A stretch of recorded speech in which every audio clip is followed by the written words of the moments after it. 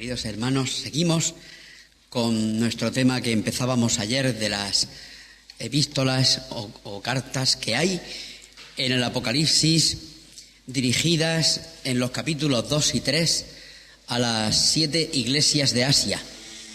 Y ayer, solamente decir alguna cosita de ayer para tener un punto de partida. Decíamos que estas cartas guardaban una estructura similar, pero que el Señor les escribe a cada una lo suyo. La diferencia que hay de una epístola a otra es evidente, porque a cada una la trata con lo que tiene que reprenderle y lo que tiene que alabarle. Y además las promesas también son diferentes. Lo que acontece es que hay algunas cartas que tienen algún parecido, especialmente en el tema que se trata. Y como dijimos anoche que disponíamos solo de 5 sesiones y que habitualmente esto se estudia una epístola en cada sesión, y son 7, pues no hay más remedio que agrupar. Esto es obvio, ¿verdad? Y vamos a agrupar. He estado mirando bien las epístolas y veo que hay algunas, como todos podéis apreciar, que se pueden agrupar en un estudio. Siempre perderemos algún detalle, eso es importante, es innegable, que siempre perderemos algún detalle cuando agrupamos. Pero como no hay más remedio, porque son 5 sesiones y son 7 cartas, pues vamos a agrupar algunas de ellas. Y en esta noche vamos a unir por la problemática similar que tenían Pérgamo y Tiatira. Ayer veíamos que Éfeso, el ángel de la iglesia en Éfeso, que ya explicábamos lo que pensábamos que era eso, había ejercido un trabajo inmenso de investigación de los errores, de perseverancia, de disciplina, etcétera, pero había perdido el amor, la iglesia en Éfeso. Y eso era causa suficiente para perder su carácter de iglesia y quitarle el candelero. Como le dice el Señor, si es que no volvían a hacer las primeras obras de amor que hacían, por ejemplo, cuando leemos la carta a los Efesios, en la que se veía, la carta a los Efesios 30 años antes, en la que se veía que sí que ponían en práctica la fe que obra por el amor, como dice Gálatas 5:6. Pero hoy encontramos, pues no sé si exactamente lo contrario, pero se aproxima mucho a lo contrario. No habían ejercido la disciplina que tenían que haber ejercido, y ejercían algo que ellos consideraban como amor, pero que más que amor era una permisividad que no estaba clara y que el Señor se la reprende. Vamos a leer primero Pérgamo, luego Tiatira, y veremos la razón por la cual las hemos podido agrupar, porque tiene similitud el problema de cada una de ellas dos. La de Pérgamo está en 2:12 y escribe al ángel de la iglesia en Pérgamo. El que tiene la espada aguda de dos filos dice esto: yo conozco tus obras y dónde moras, donde está el trono de Satanás. Pero retienes mi nombre y no has negado mi fe, ni aun en los días en que Antipas, mi testigo fiel, fue muerto entre vosotros, donde mora Satanás. Pero tengo unas pocas cosas contra ti, que tienes ahí a los que retienen la doctrina de Balaam, que enseñaba a Balac a poner tropiezo ante los hijos de Israel, a comer de cosas sacrificadas a los ídolos y a cometer fornicación. Y también tienes a los que retienen la doctrina de los nicolaitas, la que yo aborrezco. Por tanto, arrepiéntete, pues si no, vendré a ti pronto y pelearé contra ellos con la espada de mi boca.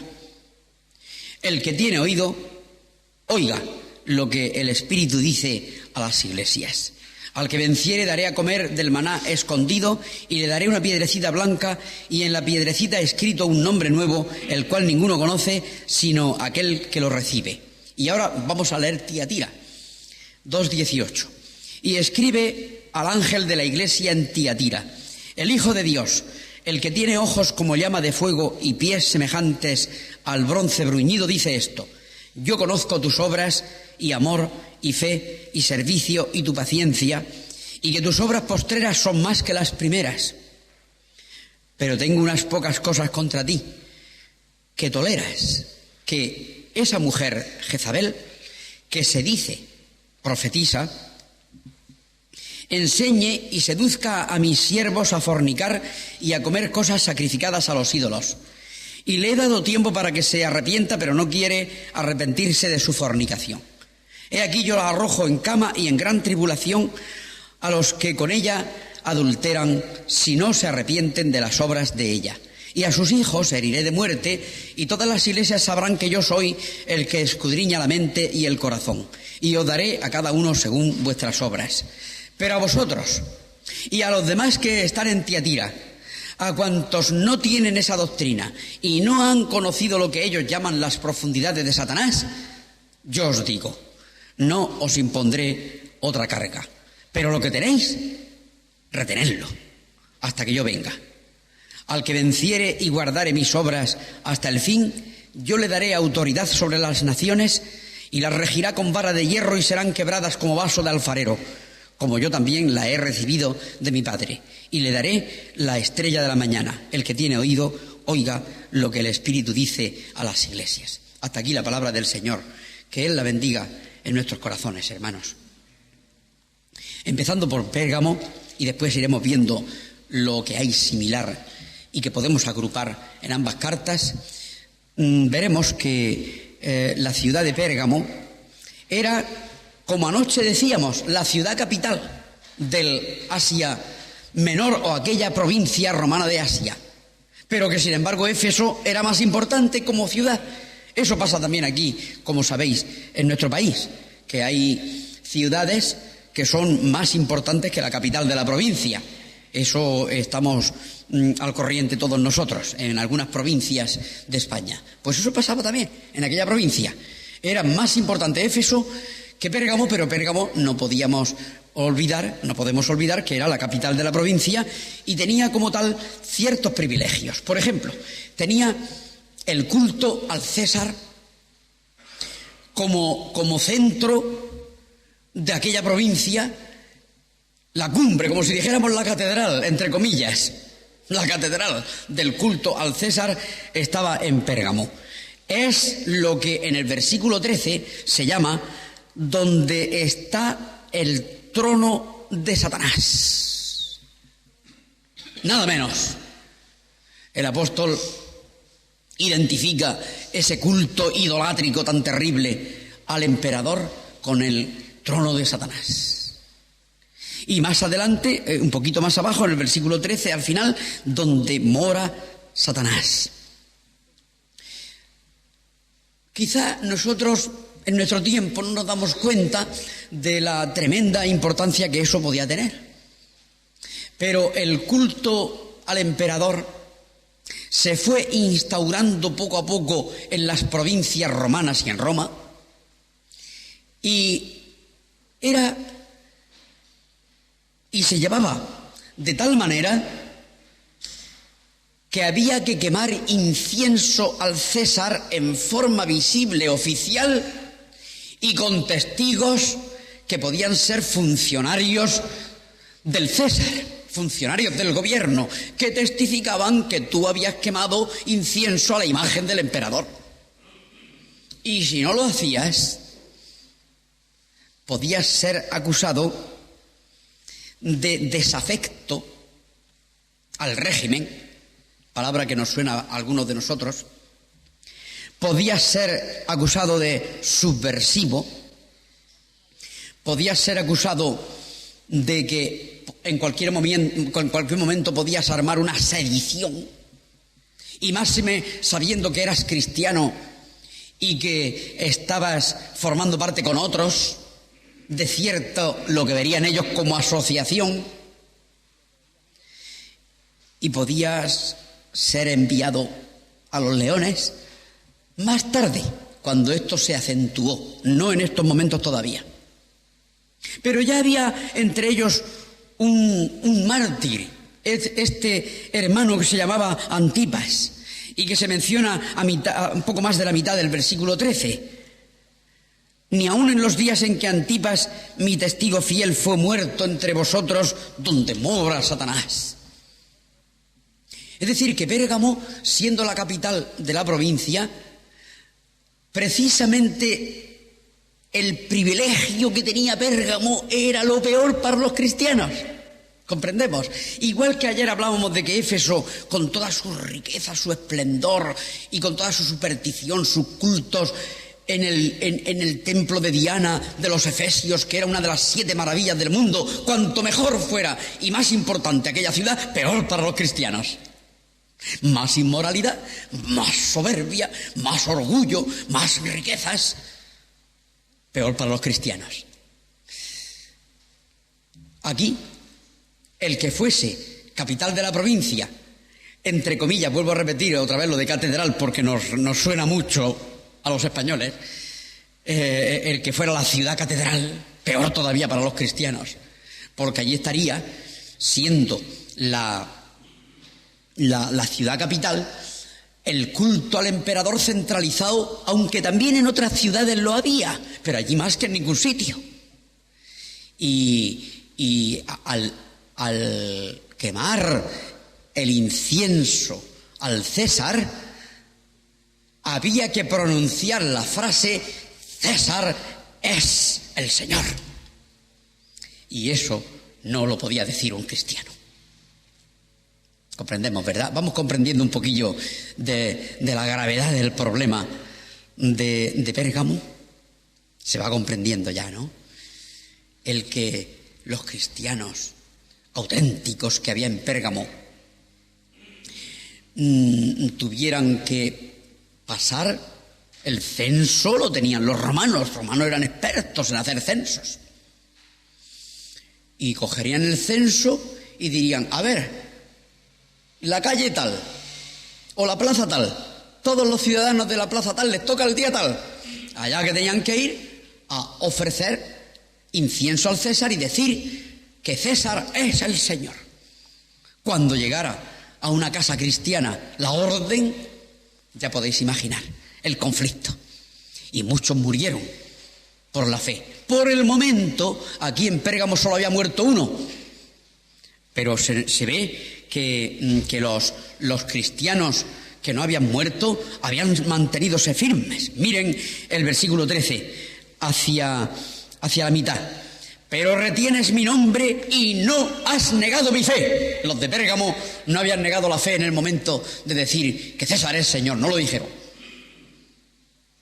Y uno de ellos le costó la vida. Más tarde ya sabemos que les costaría mucho más, cuando se acrecentó la persecución de los cristianos. Tiatira, no os extrañéis ni os deis un susto de que me salto a Tiatira. Este era el problema principal en la vida de la ciudad de Pérgamo. ¿Cuál era el problema de Tiatira? En la ciudad, no voy a decir todavía el de la iglesia. Vamos por partes, vamos por orden. ¿Cuál era el problema en Tiatira, que era una ciudad mucho menos importante? Tiatira es la menos importante de las ciudades de las 7 iglesias. Fíjense, qué curioso. Hemos estado enfatizando lo importante que era Éfeso ayer. Esta noche hemos enfatizado lo importante que era Pérgamo, aunque menos que Éfeso. Pero entonces, ¿ahora qué pasa con Tiatira? Si no es tan importante, ¿qué pasa? También había una cosa muy mala en Tiatira para los cristianos, y les voy a decir cuál era.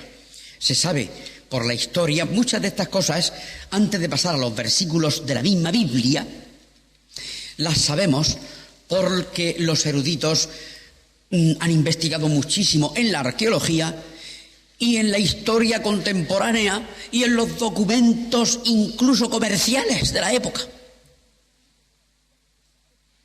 Y se sabe de algo muy grave que había en Tiatira para los cristianos, aunque no estaba tan desarrollado eso del culto al emperador, por ser más insignificante Tiatira.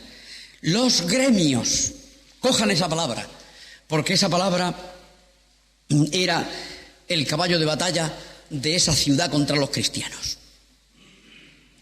¿Qué pasa con los gremios? Estaban en todos sitios, había gremios. El gremio de los plateros, ya habíamos visto en Éfeso la importancia que tenía, y Demetrio el jefe de los plateros.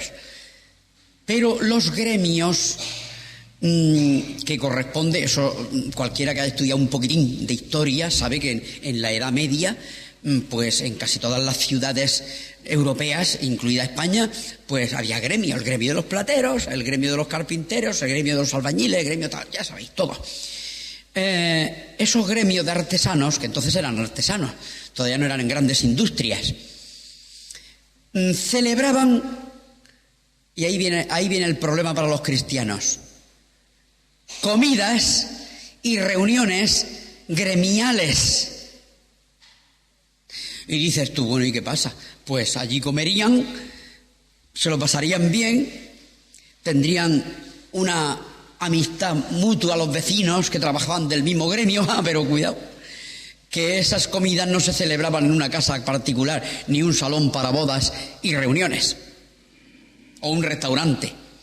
Esas reuniones de confraternidad del gremio y de las cenas, etcétera, se celebraban en lo que el apóstol Pablo llama, en el capítulo 10 de Primera de Corintios, lugar de ídolos. Ahí está la clave. Templos.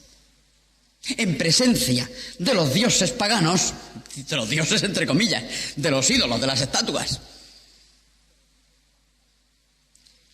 Y con unas orgías impresionantes. Porque aquella gente no se conformaba con matar el bicho que fuese y ordenadamente comerse cada uno un trocito y marcharse a su casa. Eso es impensable, además que lo sabemos por los eruditos. Sino que, acompañado con toda clase de bebidas excitantes, alcohólicas y otras, pues practicaban el desenfreno y la orgía a tope. Y los gremios, pues de vez en cuando celebraban reuniones de ese tipo, pues como pretexto para tratar sus asuntos comerciales. Bueno, pero el problema era que los cristianos no podían asistir a esos sitios por ética cristiana.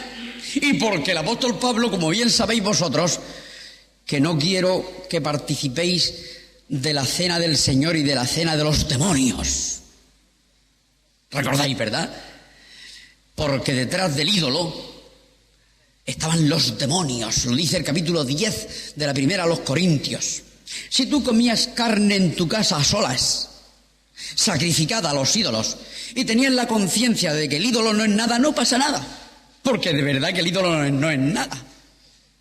Pero en un lugar de ídolos que se manifestaba la influencia satánica, además le suman las orgías sexuales de glotonería y de bebida, pues ya un cristiano no podía asistir a esos sitios. Y tú eras artesano. El cristiano era artesano muchísimo, los que no eran esclavos, claro. Los que no eran esclavos, también había muchos esclavos, pero los que no eran esclavos eran artesanos. Al no asistir a esas reuniones, pues iban perdiendo clientela y trabajo, porque allí es donde se concertaban muchos de los negocios. Los templos, sepan ustedes, por si alguno no lo sabe, que los templos a veces hasta eran bancos donde se guardaban tesoros y eran como depositarios incluso de tus ahorros. Y si un artesano tenía su pequeña fortuna, llamémosle así, para hacer frente a la vida y a los altibajos del negocio, pues lo tenía que depositar en los templos, que eran hablando con toda exactitud, lo que hoy sería un banco central, un banco hispano o cualquier cosa de esa, para que nos entendamos. Apartarte de la vida donde se pactaba todo era perder mucho económicamente. Pero también los cristianos de Tiatira eran fieles en esto. Y muchos de ellos no iban a esos sitios y iban perdiendo. Así que si en Pérgamo tenemos el problema del culto al emperador muy desarrollado y que ponía a prueba la auténtica fe cristiana, en Tiatira tenemos el problema que no solamente se ponía a prueba la fe cristiana, sino también la ética cotidiana e incluso el alimento cotidiano, por lo menos desde el punto de vista humano, porque estoy seguro que el Señor nunca les faltó para darles el pan nuestro de cada día. Pero que era una prueba, ¿eh? Estos que hasta entonces, antes de hacerse cristianos, habían estado constantemente celebrando contrataciones y negocios en esas juergas, pues se veían sin ello. Y eso no es tan antiguo, eso es hoy también, es vigente. Un servidor vivió en Madrid muchísimos años, como muchos de aquí lo saben, y había allí ancianos. Me he reunido yo con ancianos compañeros en la iglesia que tenían cierta posición en la sociedad. Y ellos, cuando por causa de negocios tenían que tener alguna cena, cenaban, iban acompañados de su mujer y se marchaban a su casa. Y eso era rarísimo, eso era lo más raro que te puedes imaginar. Había que ir sin la mujer y de juerga después hasta las 4, hasta no sabemos qué hora. Eso es así, porque me lo contaban ellos, hermanos fieles, que sabían lo que decían. Y cuando iban de congresos, gente que venían, porque ellos a lo mejor tenían sucursales por toda España, sucursales o delegaciones, o la central estaba en Barcelona, por ejemplo, lo que fuese, porque he conocido varios hermanos en esta situación allí en Madrid. Decían, bueno, los que vienen de allí, eso ya sabrán lo que vienen, de congreso y de negocios, eso es, pues sí, el pretexto, y lo hacen, no digo yo que no lo hagan, pero la noche casi entera. Y estos hermanos nuestros, de los que yo estoy hablando, pues llegaba justo, terminaban la cena y se marchaban. Y esto era visto como bichos rarísimos, nuestros queridos hermanos. Pero ellos se mantenían firmes y seguían adelante. Lógicamente no llegarían, ni mucho menos, a lo que podrían haber llegado por su inteligencia y por sus habilidades en el negocio, eso seguro. Porque había gente que los trepa, esos que llaman, que esos sí que trepan. Y en esas ocasiones cogen simpatías, cogen amistades, cogen vínculos y van trepando en las empresas importantes. Estoy hablando ya a niveles altos. Y esto lo hemos conocido nosotros, personas, y podría deciros nombres ahora mismo, de queridos hermanos que algunos ya están con el Señor. Porque eran bastante mayores que yo cuando estábamos en el consejo de los consejos de ancianos de allí. Pues, queridos hermanos, esto les pasaba a los de Tiatira y no es nada anticuado que se repite. Y estos hermanos de Pérgamo y de Tiatira en estas cosas eran fieles. Pero tengo contra ti, y ya vamos otra vez como estábamos ayer con Éfeso. Perdón, que teníamos aquella parte preciosa de lo que el Señor alaba en Éfeso, y después, pero tengo contra ti. Y esto también pasa con Pérgamo y con Tiatira. Y ahora vamos a la parte triste. Y vamos a empezar por Pérgamo y después iremos a Tiatira. Me estoy conteniendo de no decir muchos detalles para poder hacer las dos cartas, pero no son detalles esenciales. Vamos adelante. Mira en 2:14. Pero tengo unas pocas cosas contra ti. ¿Qué tienes ahí? Agárrense, por favor, hermanos, a esa frase porque vamos a ver qué sacamos de ella. ¿Qué tienes ahí? A los que retienen la doctrina de Balaam que enseñaba Balac a poner tropiezo ante los hijos de Israel, a comer de cosas sacrificadas a los ídolos y a cometer fornicación. Y también tienes a los que retienen la doctrina de los nicolaitas, la que yo aborrezco. Aquí está lo que tiene el Señor contra la iglesia en Pérgamo. Y vamos a ver la similitud con lo que tiene contra la iglesia en Tiatira, un poquito más abajo. 20, versículo 20. Pero tengo unas pocas cosas contra ti, que toleras que esa mujer Jezabel, que se dice, que bien escrito está, ¿verdad, hermano, la Biblia? Que se dice, profetiza, no dice que es. Enseñe y seduzca a mis siervos a fornicar y a comer cosas. Anda, pero sí, pues sí, casi parece lo mismo que enseñaba el amigo Balán, a fornicar y a comer de las cosas sacrificadas a los ídolos. Parece que a todos los bichos esto les da por lo mismo,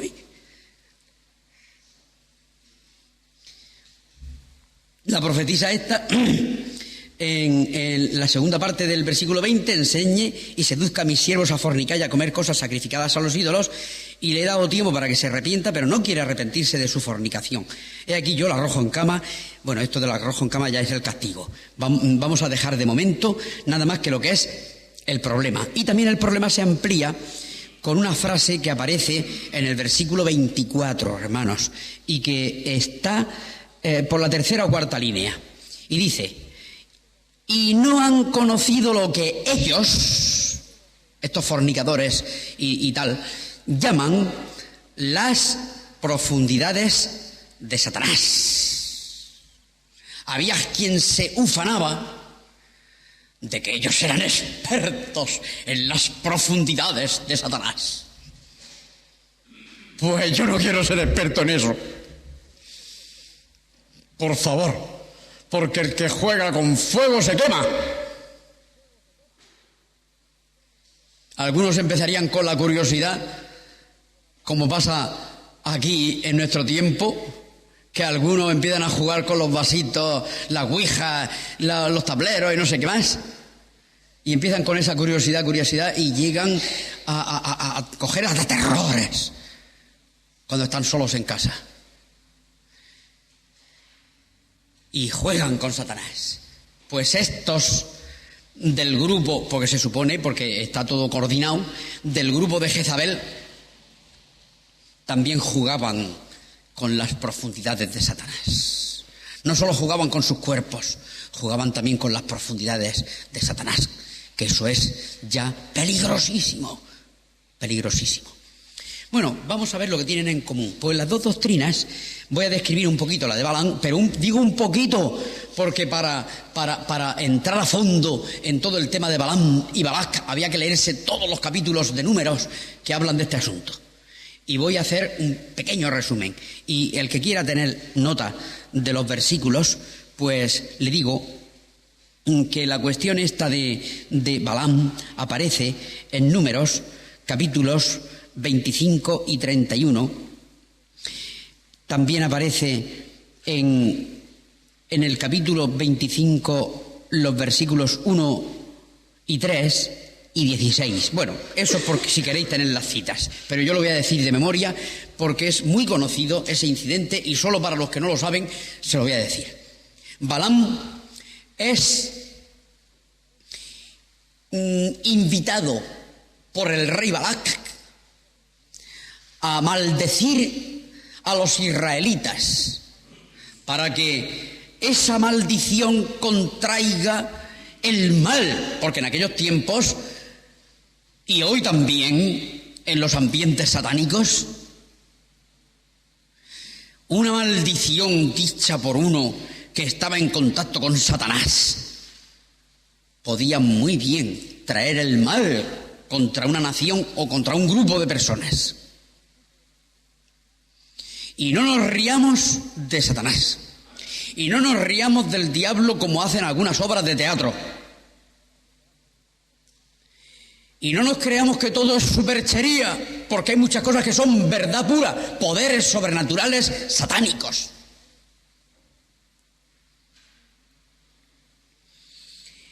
Pero resulta que cuando Balaam va a maldecir al pueblo por 3 veces no puede, porque Dios no le deja, se lo impide. Y en lugar de maldecir le salen palabras de bendición. Y el rey Balac monta en cólera. Le dice, si te doy hasta una habitación llena de oro y no me los maldices. Y dice Balaam, pero si es que no puedo, si que Jehová no me deja. Ese por lo menos creía en Jehová, aunque no le obedecía. Pero claro, Dios no le dejaba. Es una cosa muy misteriosa lo que hay ahí en el libro de Números, de que hay un control de Dios sobre la boca de ese malvado Balaam, de ese falso profeta divino, que no le permite Dios que maldiga a su pueblo. Y en lugar de decir maldición, dice, cuán hermosas son tus tiendas, oh Jacob, cuán hermosos son tus atrios, Israel, y así. Son pasajes preciosos de Números, pero son muy largos, tienen varios capítulos que yo estoy resumiendo aquí. Bueno, el caso es que ya se enfada tanto el rey, y Balaam también se enfadan y se va a su casa. Pero se ve que hay indicios muy claros de que Balaam le dice a Balac, mira, te voy a decir un truco muy bueno que no va a fallar. Todas las chicas de Moab y de Madián, vestidas de fiesta, van a organizar aquí una romería a los ídolos que vosotros sabéis. Y siempre en esos cultos cananeos, es algo que hemos de tener siempre en cuenta y no se nos olvide, en los cultos cananeos iba acompañado el correspondiente culto al ídolo de actos sexuales, pero de tipo depravado, porque había hasta prostitutos, no prostitutas, prostitutos. Es decir, que los sacerdotes y sacerdotisas de esos cultos paganos, muchos de ellos se prestaban a las más odiosas orgías. Pero es que aquí ya no son solo las profesionales vestales sacerdotisas dedicadas, aquí son las mujeres en general de Moab. Y le dice Balaam, de esta manera verás cómo Jehová los castiga. Ah, claro que sí, ahí tuvo éxito el malvado Balaam, porque los invitaron a la fiesta. Anda, si estamos de romería, si estamos de fiesta, no seáis carcas, no seáis anticuados. Ese Moisés, el viejo ese chiflao, que os dice, no le hagáis caso, hombre, no le hagáis caso, estáis en las fardas de mamá. Siempre estáis en las faldas de mamá. Venga con nosotras, venga con nosotras. Las chicas de Moab fueron a invitar a los chicos de Israel. Y dice que aquello fue más que la maldición que hubiera echado Balaam directa. Porque cayeron del pueblo por el castigo de Jehová miles de ellos. Y se consiguió de forma indirecta lo que de forma directa no había podido conseguir el profesional de las maldiciones. Ahora, ¿qué pasa? Estamos en Apocalipsis. Han pasado miles de años desde la época de Números. Pero el método que se emplea en Pérgamo es el mismo que se empleó en el libro de Números miles de años antes. Y entonces el autor sagrado, el mismo Señor Jesucristo que dictó la carta a Juan, le califica por el mismo nombre del hombre aquel de Números. Dice, mira, tienes ahí, mirad el versículo 14, a los que retienen la doctrina de Balaam, que enseñaba a Balac, el rey, a poner tropiezo ante los hijos de Israel, a comer de cosas sacrificadas a los ídolos. Ya veis la orgía, porque en esas comidas, como he dicho antes, esas comidas iban acompañadas de todo lo demás, y a cometer fornicación. Y también tienes en el 15 a los que retienen la doctrina de los nicolaitas, la que yo aborrezco. Y vuelvo a repetir mi ignorancia y la ignorancia de muchísimos libros que se pueden consultar sobre quiénes eran los nicolaitas. Sin embargo, es curioso, hermanos, que en 2:6, podéis mirar capítulo 2, versículo 6, Dice, pero tienes esto, que aborrecen las obras de los nicolaitas, las cuales yo también aborrezco. Observen que en el 2.6 dice las obras y en 2.15 la doctrina. Porque una cosa trae la otra. Hay algunos que no le dan importancia a la doctrina y se creen que el formular equivocadamente ciertas doctrinas importantes, lo mismo en cuanto a la fe como en cuanto a la ética, no tiene mucha importancia. Pues una cosa trae la otra. Por eso las epístolas pastorales tienen dos ejes: sana doctrina, sana conducta, porque ambas cosas están totalmente articuladas y ligadas. No sabemos exactamente ni la doctrina ni las obras de los nicolaitas, pero cuando el Señor las aborrece, ya podéis imaginar. Ahora, yo quisiera llamaros la atención sobre un detalle que dije antes. En el versículo 14, vamos a leer otra vez, al principio, en 2.14. Pero tengo unas pocas cosas contra ti, que tienes ahí a los que retienen esas cosas. Y en el versículo 15, y también tienes. Y el versículo 16 dice, por tanto, arrepiéntete. El arrepentimiento implica corregir la situación. Ahora, ¿qué se desprende de la palabra arrepiéntete? Si los tienes ahí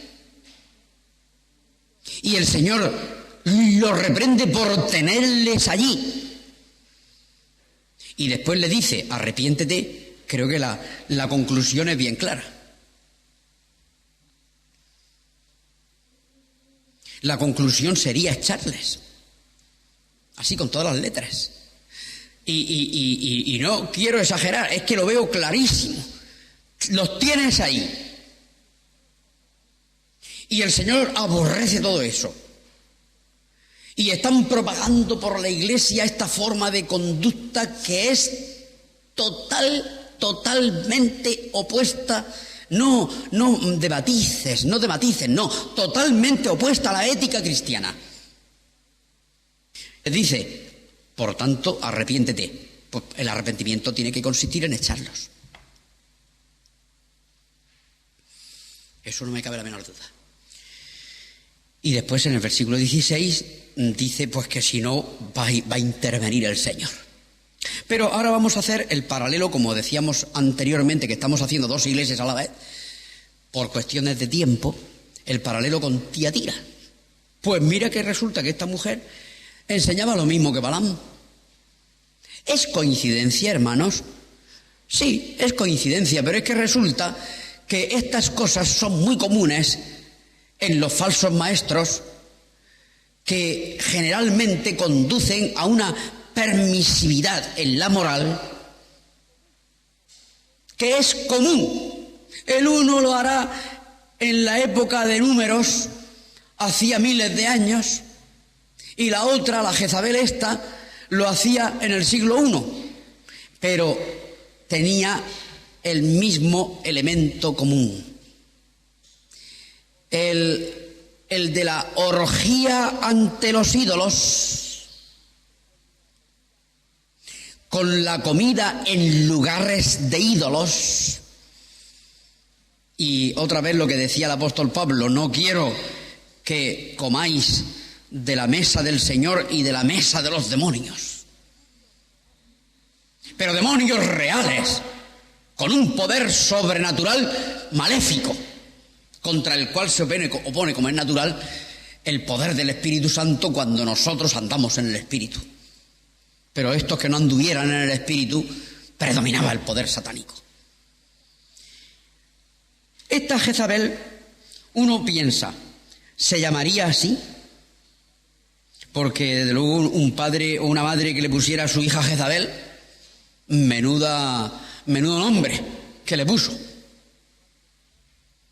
A ver cuál de vosotros, los que habéis tenido hijos o hijas, le habéis puesto Jezabel. ¿O cuál de vosotros, que aún no los tenéis, le vais a poner Jezabel? Los jóvenes que estáis aquí, cuando tengáis hijas, ¿le vais a poner Jezabel a alguna de vosotras?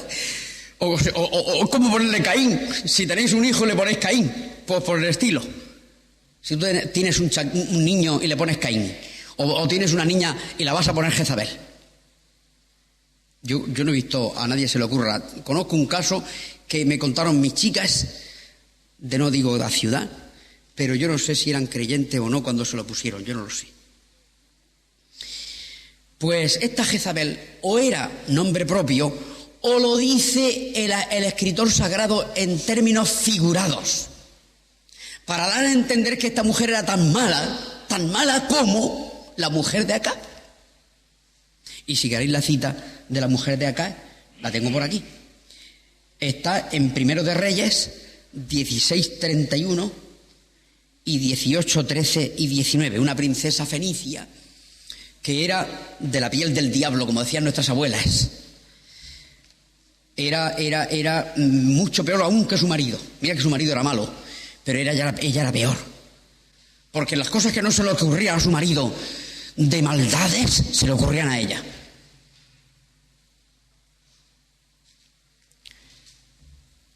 Y entonces es posible, pero esto lo digo solo como una posibilidad, o que se llamara Jezabel literal, o que le hubieran puesto Jezabel de lo mala que era, como un mote.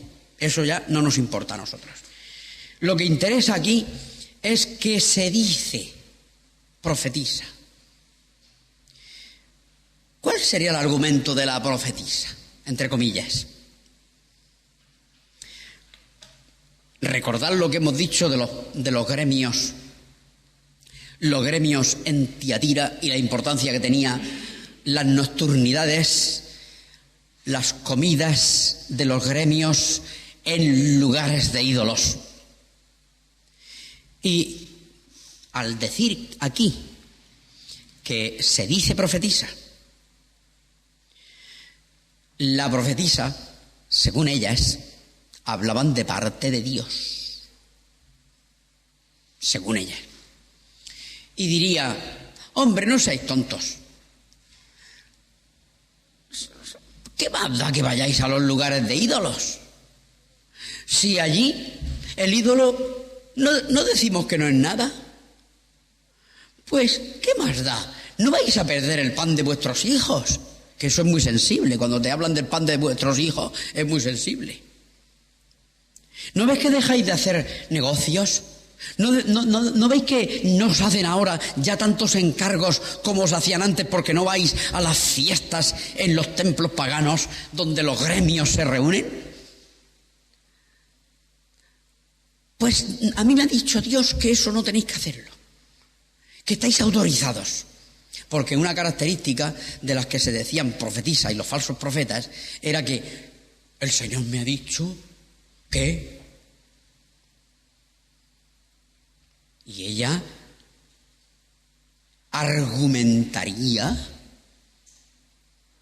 con argumentos plausibles para que aquellos que la seguían no se sintieran culpables. Por eso dice aquí, fijaros bien, en la segunda mitad del versículo 20, que se dice profetisa, enseñe. No permito a la mujer enseñar, dice el apóstol Pablo, ni ejercer dominio sobre el varón, sino estar sujeta. Y esta era una mujer. Que se dice profetisa, enseñe y seduzca a mis siervos a fornicar y a comer lo mismo que Balaam, cosas sacrificadas a los ídolos. A fornicar con ella, no solo con ella, ya era todo el desmadre que se podía producir en una noche de orgía greco-romana, que todos sabemos lo que pasa o lo que pasaba en esas orgías greco-romanas, que hasta los romanos se metían no sé cuantísimas veces los dedos en la boca, en la garganta, para devolver y para sentir nuevos placeres, nuevos gustos de comida. El hedonismo llevado a una expresión ya delirante. Para sentir nuevos sabores, vomitar muchas veces para nuevos sabores porque no me cabe más.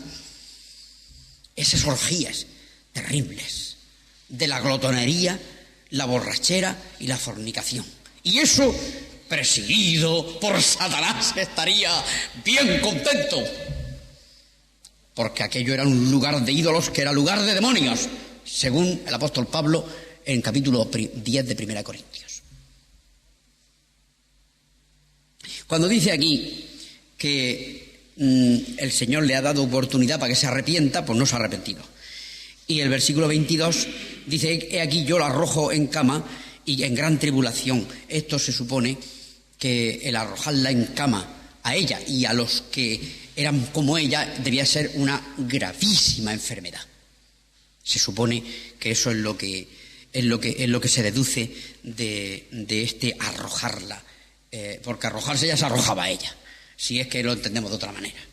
No hacía falta que la arrojaran, ya sabía ella arrojarse. Aquí, cuando dice la arrojo en cama, el Señor es algo de enfermedad gravísima, lo que había destinado para esta y para los que le seguían.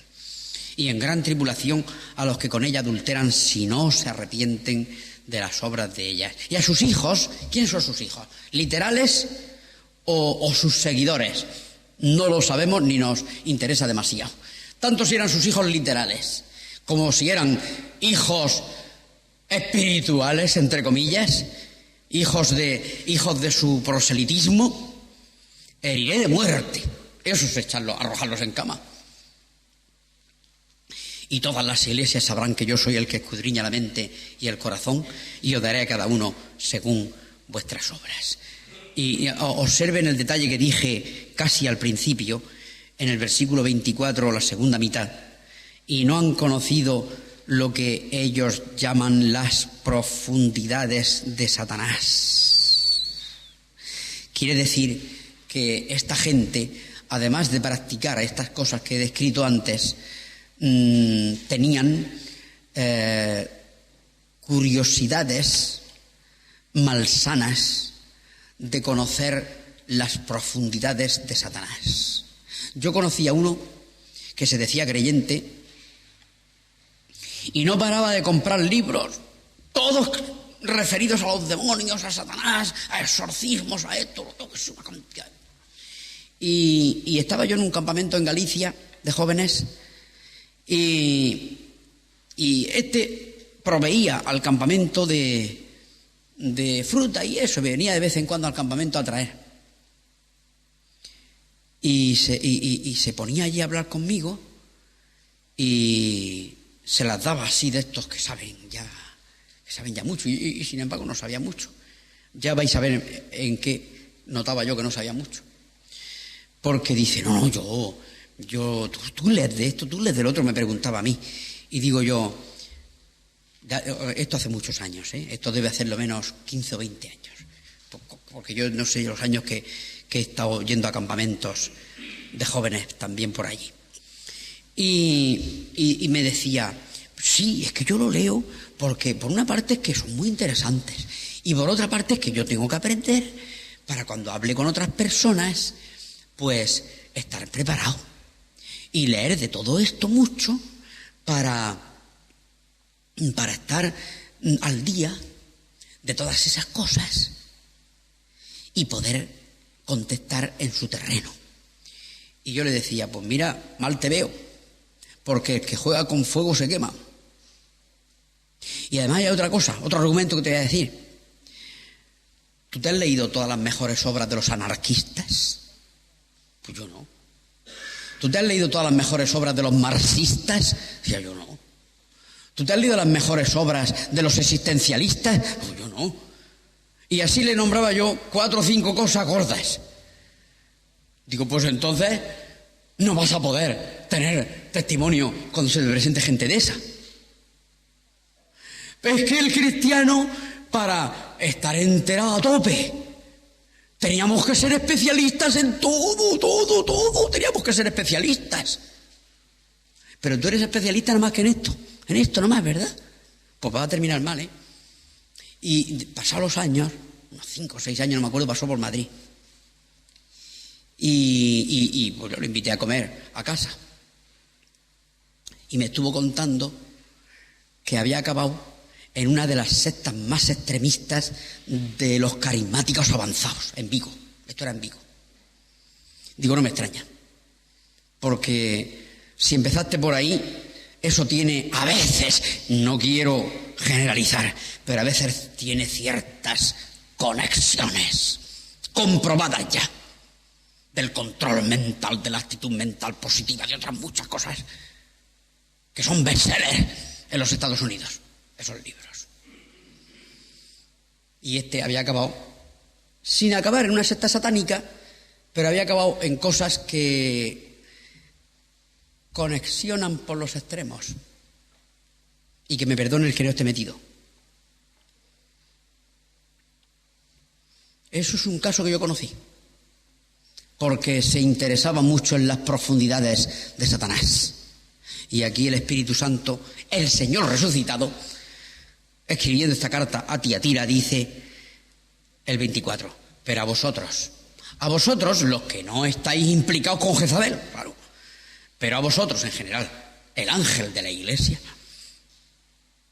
y a los demás que están en Tiatira, a cuantos no tienen esa doctrina, a cuantos no tienen esa doctrina, y no han conocido lo que ellos, los de Jezabel, llaman las profundidades de Satanás, yo os digo, no os impondré otra carga, pero lo que tenéis, retenedlo hasta que yo venga. Le da una orden muy importante. Mira, vosotros hasta ahora os habéis librado, gracias a Dios, os habéis librado de la Jezabel, de sus influencias, de su gente, y os habéis librado hasta de esas curiosidades malsanas de las profundidades de Satanás. Os lo apruebo. Y no voy a imponer otra carga. No voy a deciros que seáis unos superclases. Pero, por lo menos, ya que os habéis mantenido, retenedlo. Retenedlo. Algunas veces nosotros creemos que el Señor nos manda cosas muy espectaculares y que tenemos que salirnos de la rutina, como creen algunos. Y lo que pasa es que somos poco perseverantes y lo que somos unos catacaldos. Y el Señor le dice, pues no es que os impongo esto, que lo que tenéis, retenedlo, hasta que yo venga. ¿Qué os parece, hermanos? En lugar de las curiosidades, lo que tenéis firme, lo que habéis recibido desde el principio, como dice la primera de Juan, lo que dice Colosenses, lo que os enseñó Epafras, era correcto. Retenedlo. Y no tenéis necesidad de que nadie os enseñe, como se dice en la primera de Juan, nadie, claro, naturalmente, de esos falsos maestros. Lo que tenéis, retenedlo hasta que yo venga. Volvamos a Pérgamo. Estábamos con Tiatira, ¿verdad? Volvamos a Pérgamo. Perdón, antes de volver a Pérgamo, observemos una cosa más en lo de Tiatira, similar, pero menos fuerte, que similar a lo de Pérgamo. En Pérgamo, en el versículo 14 dice que tienes ahí y arrepiéntate de tenerlos ahí. Y veíamos que quizá la única solución era echarles. Pero en Tiatira parece que no es tan fuerte, el versículo 20. Pero tengo unas pocas cosas contra ti, que toleras que esa mujer, Jezabel, que se dice profetiza, haga esto, esto y esto y esto. Parece que no es tan fuerte como lo de los tienes ahí. ¿Qué haces ya que no lo has echado?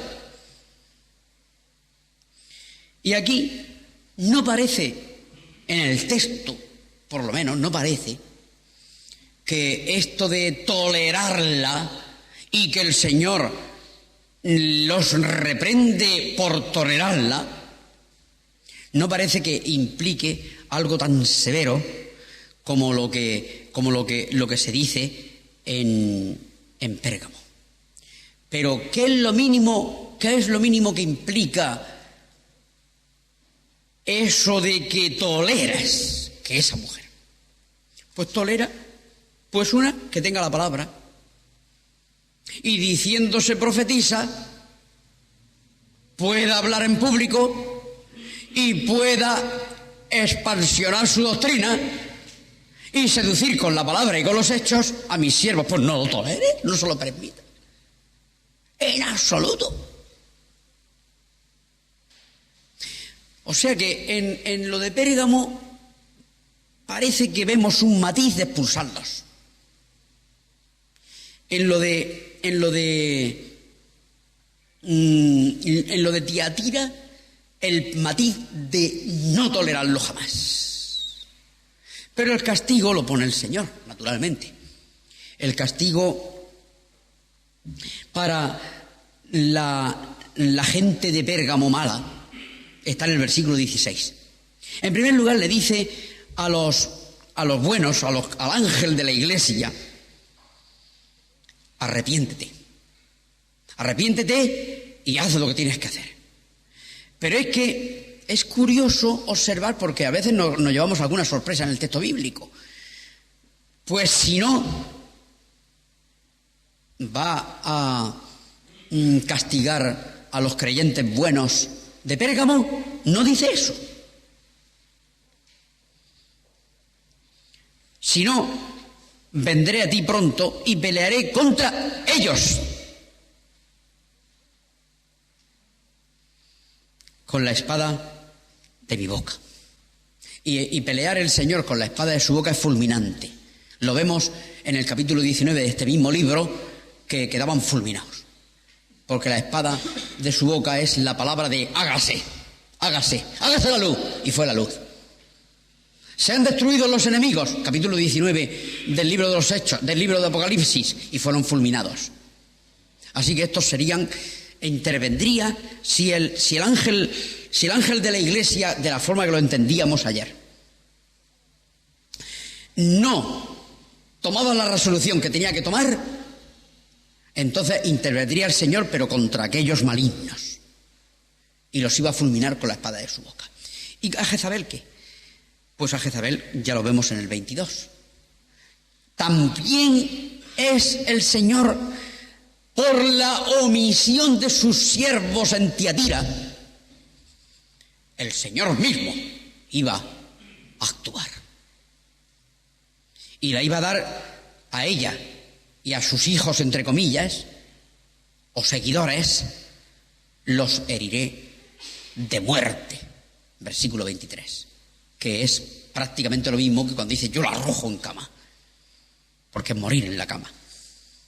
Y todas las iglesias... ¿Os acordáis, hermanos, anoche que cuando yo comentaba: el que tiene oídos para oír, oiga lo que el Espíritu dice a las iglesias? Que a cada iglesia se le daba su parte, pero que era ejemplar para todas las iglesias lo que aconteciera en cualquiera de ellas. Porque cuando las barbas del vecino veas rapar, pon las tuyas a remojar.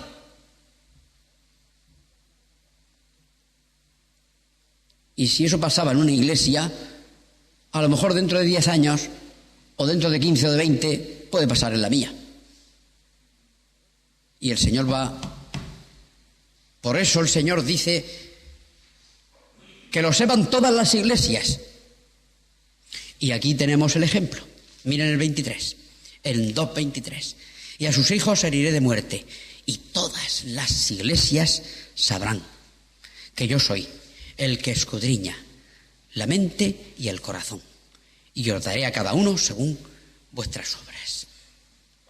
Y siempre queda este apartado precioso del 24, por ejemplo, pero a vosotros y a los demás que están en Tiatira. Es decir, que en estas cartas, hermanos, es delicioso ver a veces pequeños trozos consoladores como este, ¿no?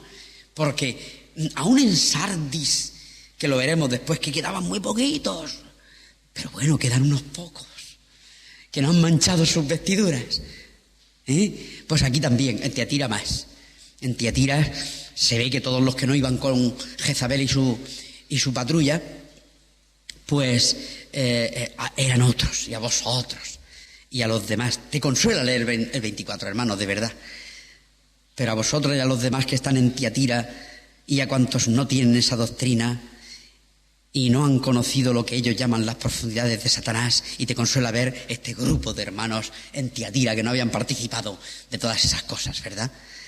Dice, no os impondré otra carga, etcétera, ¿no? Esto ya lo hemos comentado anteriormente. Y una cosa que conviene, ya veo que la hora está bastante avanzada, una cosa que conviene y que no podemos meternos en más detalles en cada una, porque eso necesitábamos, como decíamos antes, necesitamos una hora para cada iglesia. Pero sí que conviene repetir eso tan importante: el que tiene oído, oiga lo que el Espíritu dice a las iglesias. Y el esquema no se nos olvide. Iglesias próximas las unas de las otras, todas en una misma provincia no muy grande, la llamada provincia romana de Asia, que si las veis en el mapa veréis que están bastante próximas y forman casi irregular, pero como un círculo, no llega a ser un círculo. Que podría el Señor haberles mandado una circular y no se la manda. A cada iglesia 7 cartas, con sus características, sus cosas que reprender. Pero qué importante, hermanos, que cada iglesia recibiera su carta, pero se enterase bien de lo que se le dice al resto de las iglesias, porque nos concierne a todos. Primero, porque son nuestros hermanos también.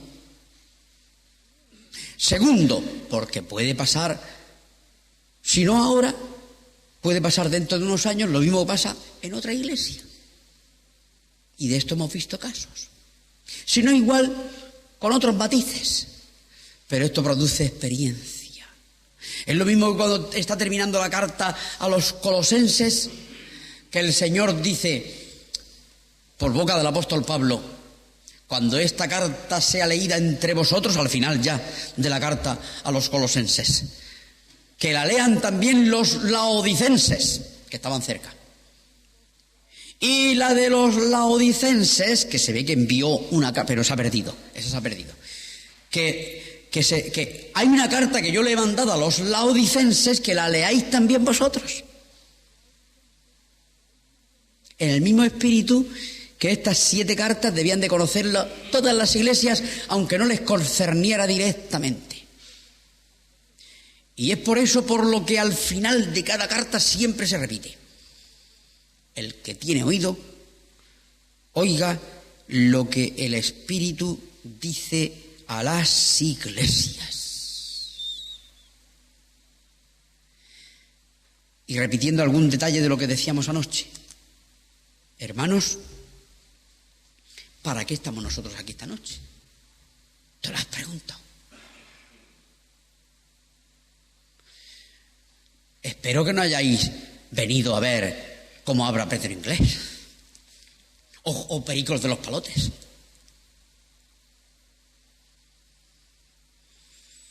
Espero, sinceramente, hermanos, que independientemente de que predique este o el otro o el de más allá, hayáis venido a haceros el test.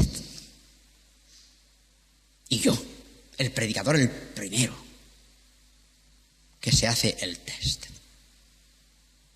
Y mientras se va hablando, esto me concierne, esto parece que no me concierne por ahora, pero está ahí, latente.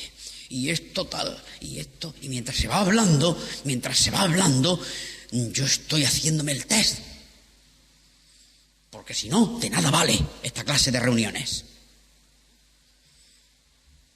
Y espero que podamos terminar como terminan estas epístolas preciosas del Apocalipsis.